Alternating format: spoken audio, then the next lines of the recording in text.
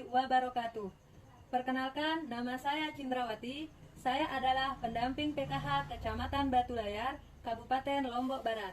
Nah, pada kesempatan kali ini, saya akan membahas terkait modul 3, sesi 3, yaitu mendukung perawatan sehari-hari ibu hamil.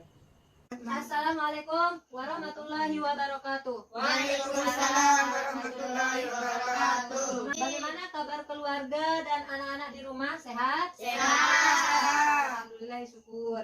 Sebelumnya saya ucapkan terima kasih kepada ibu-ibu yang sudah menyempatkan hadir dalam pertemuan P2K2. Nah, pada kesempatan kali ini kita akan membahas kelanjutan dari modul 3. Bulan kemarin kita sudah membahas terkait sesi 2. Nah, sekarang untuk sesi 3 ini kita akan membahas terkait mendukung perawatan sehari-hari ibu hamil. Tapi sebelum itu saya mau tanya, apakah tabel janji dirinya sudah dibawa? Sudah. Baik. Apakah ada yang masih mengingat apa yang sudah kita pelajari pada pertemuan sebelumnya? Ada. Kalau ada, mungkin ada yang bisa menyebut. Coba. Ibu. Pilih Cinta. Mendukung ibu hamil mengakses informasi dan layanan yang tepat. Baik, benar ya. Sekarang kita akan membuat yel-yel. Kalau saya bilang stunting, ibu-ibu dan adik-adik bilang no, no, no. No. Nah, sekarang kita coba ya. Ya. Stunting. No. Kita kembali ke pembahasan terkait modul 3 sesi 3, yaitu mendukung perawatan sehari-hari ibu hamil. Di tabel janji diri kita sudah menulis dan membuat kesepakatan pada bulan kemarin.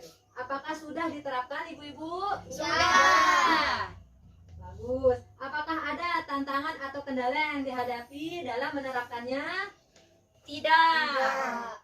Pintar ya. Berarti memang ibu-ibu ini sudah hebat-hebat ya. Iya. Iya Tidak ada dong. kendala. Jika ada kendala, bisa ditanyakan ke saya sebagai pendamping. Nanti kita akan mencari solusi bersama-sama. Iya.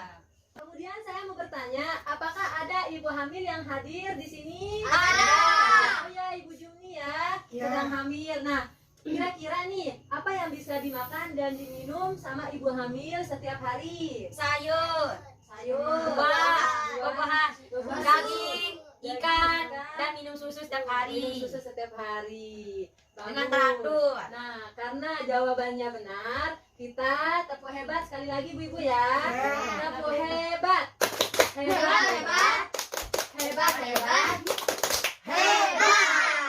Di sini makanan yang bergizi sangat penting bagi ibu hamil untuk mencegah kekurangan gizi dan kekurangan darah yang dapat mengakibatkan anak lahir stunting. Baik. Nah, kemudian asupan gizi ibu hamil merupakan faktor yang sangat penting baik untuk pemenuhan nutrisi ibu hamil maupun pertumbuhan dan perkembangan janin di dalam kandungannya. Nah, saat hamil, kebutuhan akan zat-zat penting yang dibutuhkan oleh tubuh ibu mengalami peningkatan. Salah satu zat gizi yang mengalami peningkatan dan sangat dibutuhkan oleh ibu hamil adalah zat besi. Zat ya. besi. Nah, ibu hamil disarankan untuk mencukupi kebutuhan zat besi dengan mengkonsumsi tablet tambah Darah darah. Itu dikonsumsi setiap hari.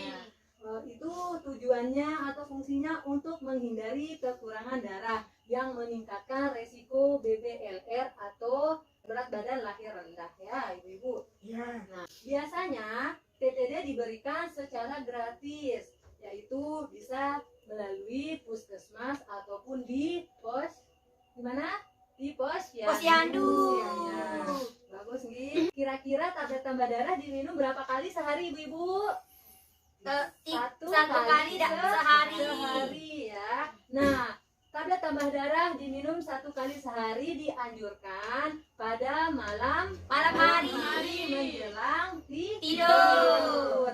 Itu untuk mengurangi gejala mual muntah. Dan apabila ibu hamil suka lupa meminumnya nih, ibu hamil bisa meminta tolong suami ataupun keluarga terdekat, bisa juga.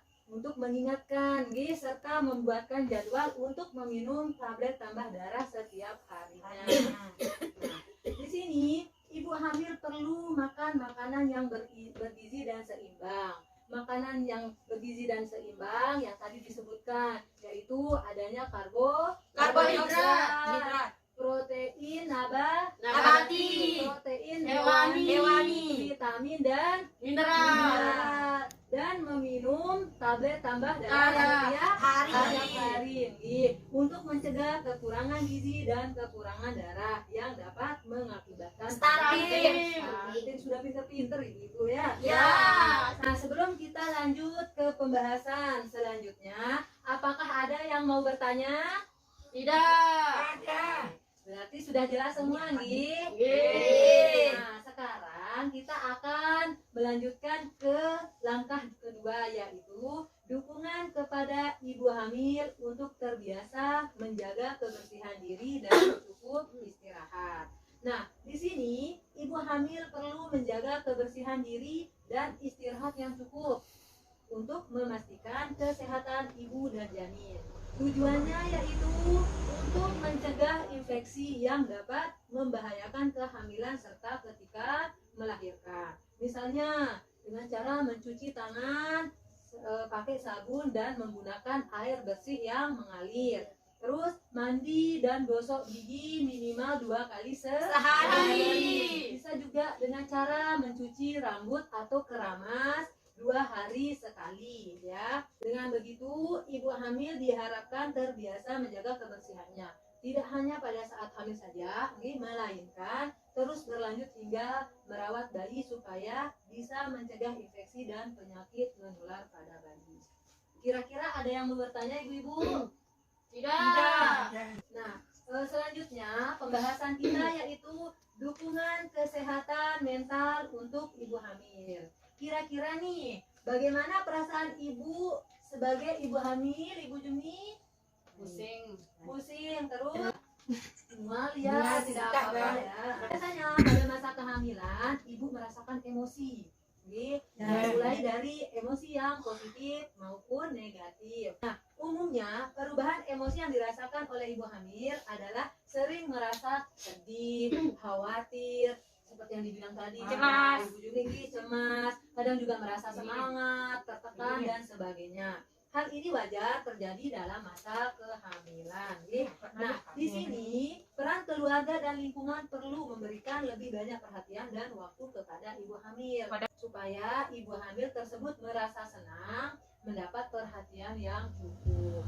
Suami juga bisa membantu memberikan stimulasi kepada ibu hamil atau kepada janin dengan cara bagaimana?